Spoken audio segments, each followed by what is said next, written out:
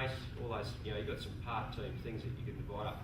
So you can see we've come up with probably a dozen different ways, so working out what works for you, or changing mid-season and moving coaching staff around. I mean, that's been around again for years, and it's up to you what the preference is. Then you've got the individuals, as I said, which players respond to that individual feedback very well, and they need that in this professional era. Analysing what?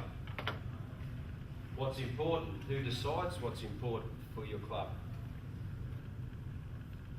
Who would decide? Coach? Someone else? Staff? Coaching staff? Who's out there? The team, yeah. Give the team ownership. And you're not out there making the tackles and run the ball up. They need to, again, work out what's important. You need to have an agreed agenda there to say, well, to be successful, we need to do these things. Players have ownership. You talk about it, and you set some standards. And you come up with some criteria. In a coaching sense, you could come up with the criteria for improving performance. You need to have the technical expertise to say, well, I can improve in this area. You need to work on this. Then you need to design programs with your coaching staff that are going to improve that. So work out your list of things saying, well, to be a successful team in any competition, we need to get these things pretty well right. They don't guarantee a win, but they get us competitive, and they, more often than not, they might get us a result. So, rather than sit down and go through statistics and look at things, what I'd like you to do, there's another bit of paper there, and I'd probably prefer it if you moved around a bit, so you're just not all, if you're in the same club together, so you get some different ideas. I'd just like you to list about 5 minutes just to write down some performance indicators for a team review, come up with a list, and then how that might be a bit different for an individual review. So if you're doing a video review of a game, what things would you look at for a team as opposed to an individual review, player review? And I want you to list it down, just a list there, and try and prioritise your list to maybe 6 to 8 areas for each of those. Now these would be prioritising, saying, well, these would be essential things to look at that would be relevant in a review process. So if you could do that for 5 minutes, we'll then get someone in the group to just rattle off what you've got. Let's go around. Also, just with that, probably our kicking game. So breaking it up into offence, defence, attack and defence, okay, and then look at the kicking game in a team sense. There's a couple. Got anything different? Attack just had some support play, kick shape, play the ball speed. Okay, yeah. Playing on some general things there. Play the ball speed for the team. What was that kick shape? Was it? Kick shape. Yep. Attack. And shape and attack. A few defensive ones as well. Just dominant tackles, kick chase, line speed. Line speed. Okay, so we're in a specific sort of team defensive structures, looking at the line speed of the team, being dominant in your defence, which leads into more individualised stuff with players when you look at technique. Up the back there, Basil. Probably anything different is the way we give them the ball, and the way we get the ball. So the last tackle plays. Okay, set starts, set Not finishes. just the kick, but the chase on the end of it. Okay, so looking Start at and kick finish. starts and finishes sets, whether or not you've got, some people talk about high note finishes to their sets. I don't know, didn't hear up front, but covered just about everything, probably game plan, following instructions. Okay, being able to follow your match plan, yep. The discipline, Yeah. kick Error, chase. Kick chase. Discipline, errors, yep, being discipline, penalties.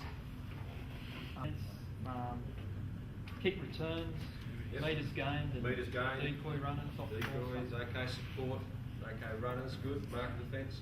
Defence, staying square, win losses, play good ball. Win and losses on the ground, yep, okay.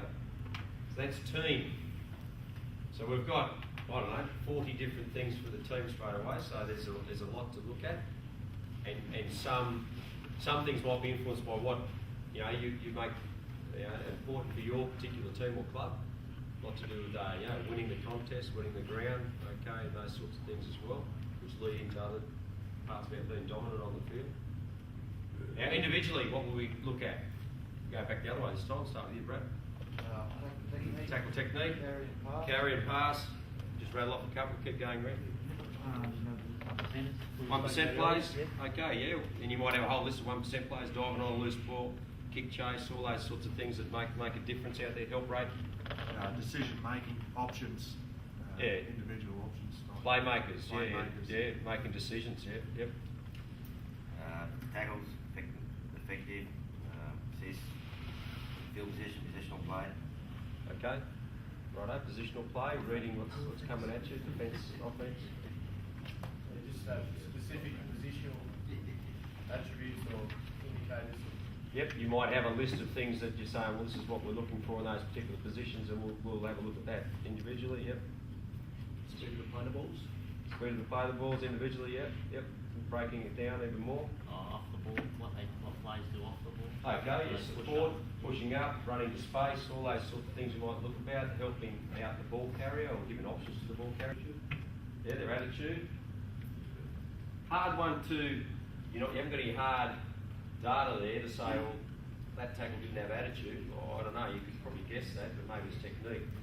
It's a hard one to delve into, but on a personal one-to-one, that's when you do it. I mean, that's when you might talk about attitude to it. It might relate to training. There's a whole range of variables there as well. Communication. Okay. Again, that's feedback. You've got to get off the player. So you've got to, one-on-one.